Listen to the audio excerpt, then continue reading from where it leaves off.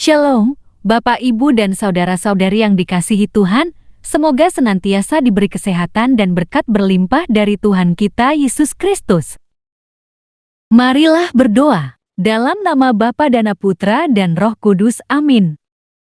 Ya Tuhan, puji dan syukur, kami boleh mendengarkan dan merenungkan firman-Mu. Semoga kami dapat melakukan kehidupan kami sesuai dengan firman-Mu.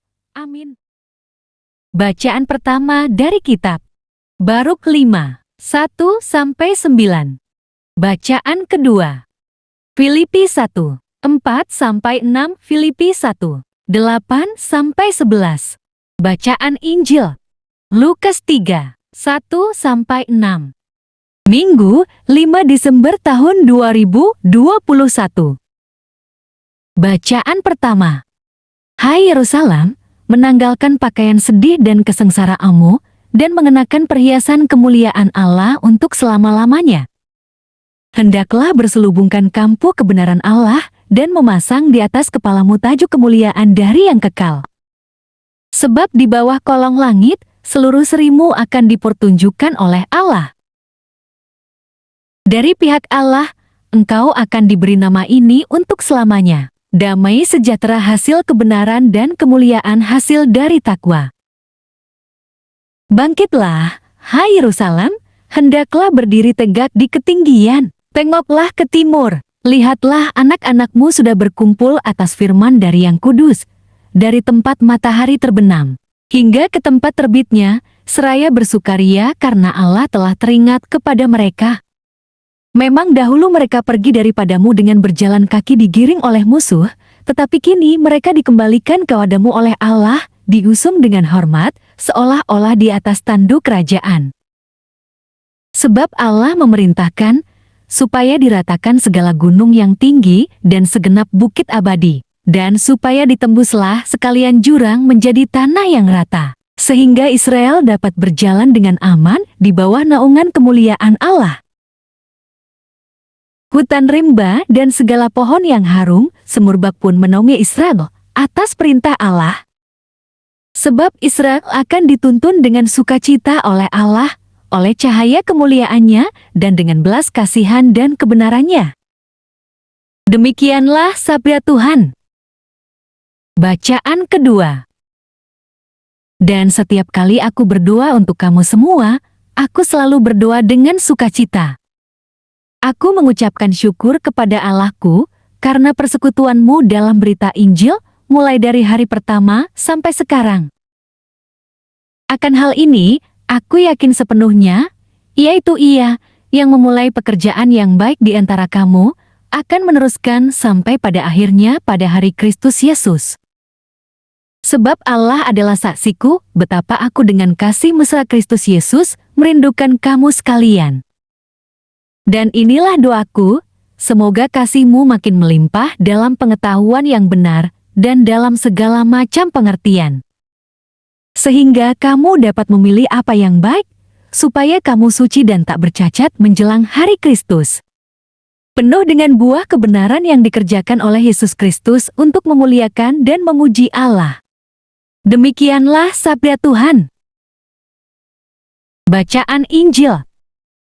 Dalam tahun ke-15 dari pemerintahan Kaisar Tiberius, ketika Pontius Pilatus menjadi wakil negeri Yudea, dan Herodes raja wilayah Galilea, Filipus saudaranya, raja wilayah Iturea dan Trachonitis, dan Lisanias raja wilayah Abilin. Pada waktu Hanas dan Kayafas menjadi imam besar, datanglah firman Allah kepada Yohanes, anak Zakaria, di padang gurun. Maka datanglah Yohanes ke seluruh daerah Yordan dan menyerukan, bertobatlah dan berilah dirimu dibaptis, dan Allah akan mengampuni dosamu. Seperti ada tertulis dalam kitab nubuat-nubuat Yesaya, ada suara berseru-seru di padang gurun, persiapkanlah jalan untuk Tuhan, luruskanlah jalan baginya. Segala lembah akan ditimbun, dan setiap gunung dan bukit akan menjadi rata, yang liku-liku akan diluruskan, yang berlekuk-lekuk akan diratakan. Dan semua orang akan melihat keselamatan yang dari Tuhan. Demikianlah sabda Tuhan. Renungan. Situasi kehidupan kita di dunia diibaratkan seperti diacuhkan Tuhan. Banyak manusia yang merasa hidupnya penuh dengan beban berat karena situasi ekonomi yang mulai tidak baik.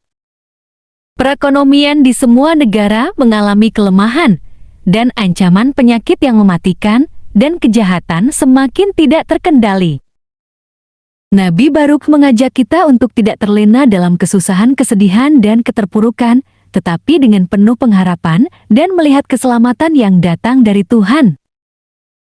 Janji Tuhan pasti ditepati, keselamatan itulah yang dirujuk oleh Paulus bagi umat di Filipi sebagai hari Kristus Yesus. Pesan Paulus agar kita tetap berdoa sampai hari Kristus Yesus. Masa Advent ini, kita diundang untuk melihat karya penyelamatan Allah yang akan datang yang kedua kalinya pada akhir zaman. Dengan kedatangannya, menuntut kita untuk bertobat. Seperti yang disampaikan oleh Yohanes Pembaptis, kita perlu menghapus kekurangan dan kerapuhan yang kadang merusak hubungan relasi kita dengan sesama. Kesombongan yang berkaitan dengan kekayaan, jabatan, gelar, dan sifat iri hati, pembohong, ketidaksetiaan, pefitnah, semua itu perlu dihapuskan dalam kehidupan kita. Jadikanlah kehidupan kita jadi seorang penuh kerendahan hati. Tuhan akan menyelamatkan kita di hari penghakiman. Demikianlah Injil Tuhan, terpujilah Kristus. Ya Allah, berilah kami semangat untuk mengubah diri kami dalam pertobatan, sehingga kami akan lebih siap lagi untuk menyambut kedatangan Putra-Mu. Amin. Terima kasih, Bapak, Ibu, Saudara-saudari sekalian, telah mendengarkan renungan harian di channel kami. Dengan kerendahan hati, kami ucapkan terima kasih atas support dan dukungannya. Berupa subscribe, like, komen, tidak lupa nyalakan notifikasinya supaya renungan selanjutnya tidak ketinggalan. Tuhan Yesus memberkati.